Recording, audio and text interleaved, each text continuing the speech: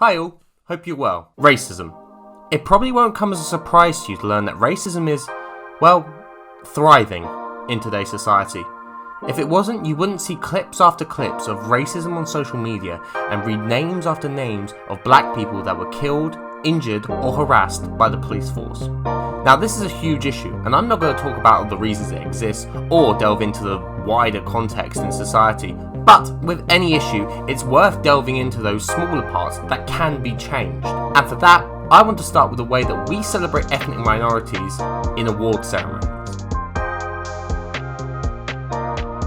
Now for those that are in the know, it will come at no surprise that one of the biggest stories leading up to the 2021 Grammys was The Weeknd's choice to boycott the event, quoted as saying, "Because of the secret committees, I will no longer allow my label to submit my music to the Grammys." It all came after The Weeknd was not nominated either for his smash hit Blinding Lights or any of the other hits off the album. In fact, The Weeknd received exactly 0 nominations. Now you could say that perhaps The Weeknd's song wasn't all that good.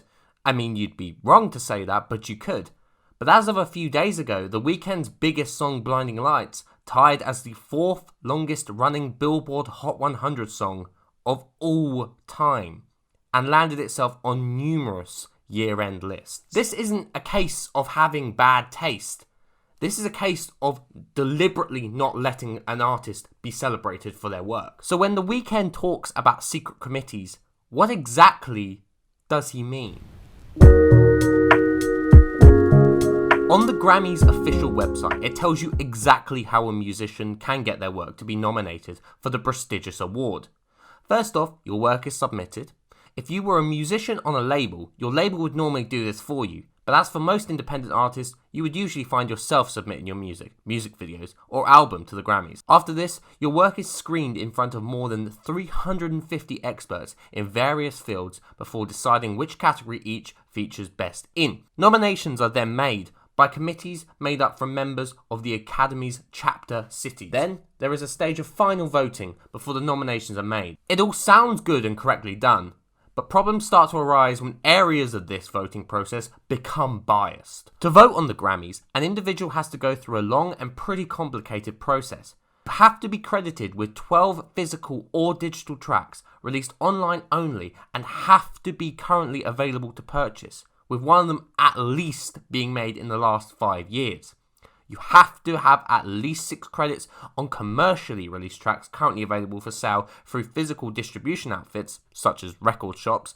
You have to have won a Grammy before, and you have to have endorsement from a current Grammys member.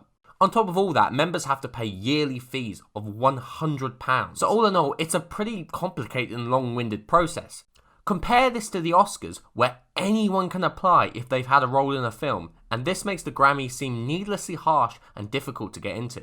But you may be saying, well, that's fine, as long as there's a long-winded process, that means we're getting the best of the best, because we know these people actually know the industry inside out.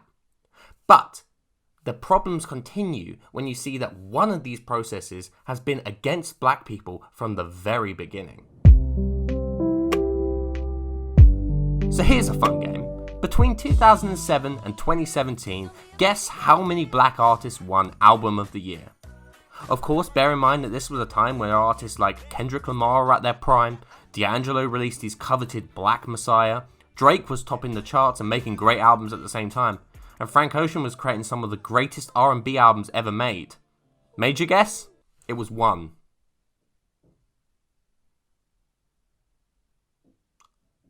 It was one. I'm checking my notes, it was one. One black artist. And what makes this even more shocking was that the only album that won was a collection of Joni Mitchell covers. What? That's insane.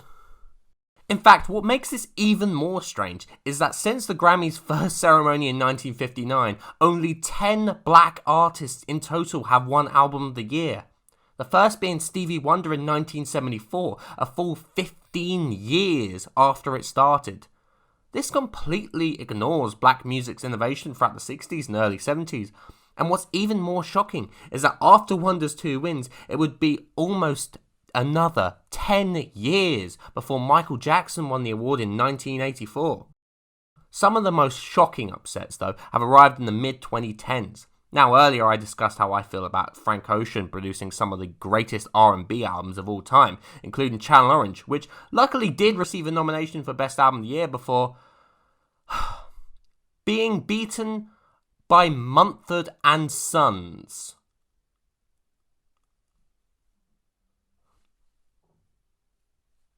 This was an album that was described as middle of the road, repetitive, average, and wallowing in self-absorption. In fact, the album currently sits at a 63 out of 100 on Metacritic, compared to Channel Orange, which currently sits at a 92 out of 100, as well as being an album that has received favourable comparisons to Pet Sounds by the Beach Boys.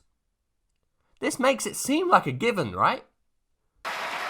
And the Grammy goes to Babel, Mumford & Sons. Producer Marcus Drums.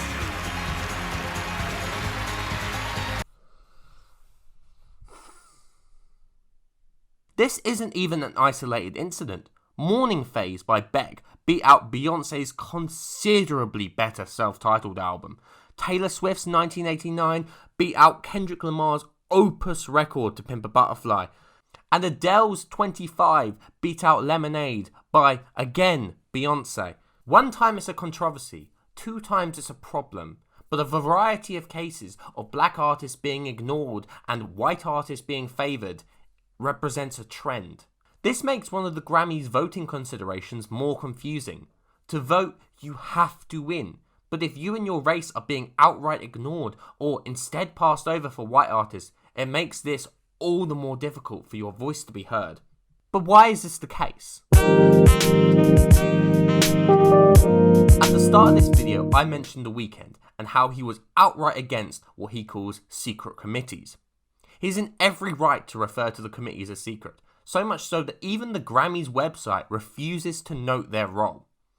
The committee, which is made up of a group of unnamed secret members, was created to counteract what was deemed as bad taste by the Grammys after Lionel Richie's Can't Slow Down beat out both Prince's Purple Rain and Bruce Springsteen's Born in the USA, both which were deemed far better albums. In fact, the committee is so secret that only one journalist knows anything about any of them. That is Robert Hilburn, who wrote a 1999 article titled Behind Grammy's Closed Door that explored exactly what they do. In his unnamed source's own words, the goal in each category is to take the 20 nominations that the members send forth and get the list down to a consensus of the 7 or 8 that we feel are the best.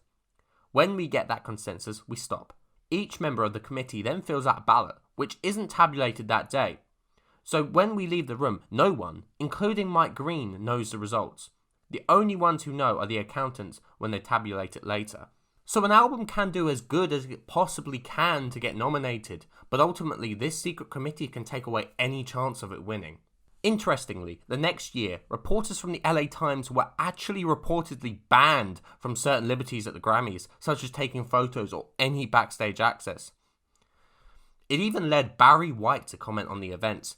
It's not a fair organisation, the 55-year-old White, who didn't attend the Grammy ceremony, told Reuters. A lot of things determine who wins the Grammys. Record companies, how much money they give to their parties. It's all suspect to me. I know the industry. I know it well. I'm not saying what I know.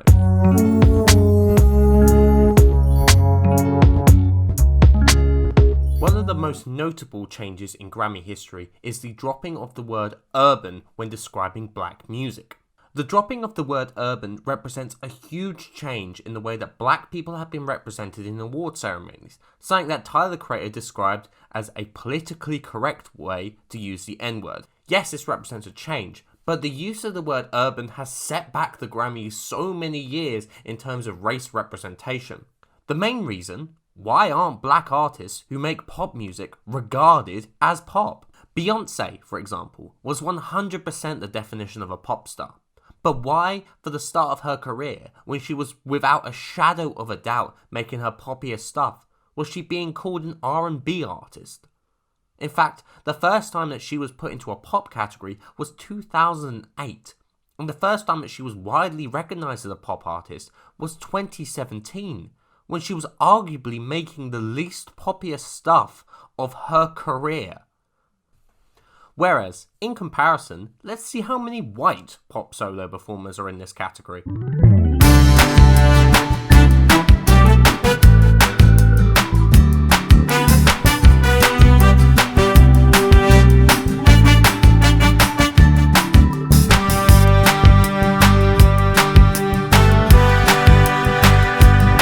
It's not a problem with the Grammys not representing black people, maybe there's a lack of black performers.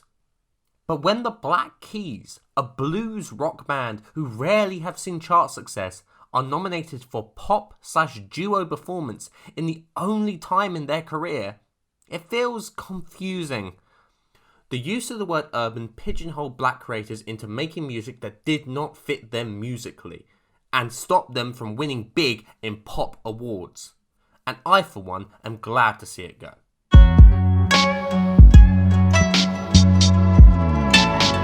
This isn't a case of nothing happening and nothing changing. Starts are being made and positive progress is being created. In late 2019, a task force led by Tina Chen, a former head of staff for Michelle Obama, made it clear that something in the Grammys had to change. And what they found pretty much confirmed what we were all thinking. That the Grammys committees were overwhelmingly male and overwhelmingly white.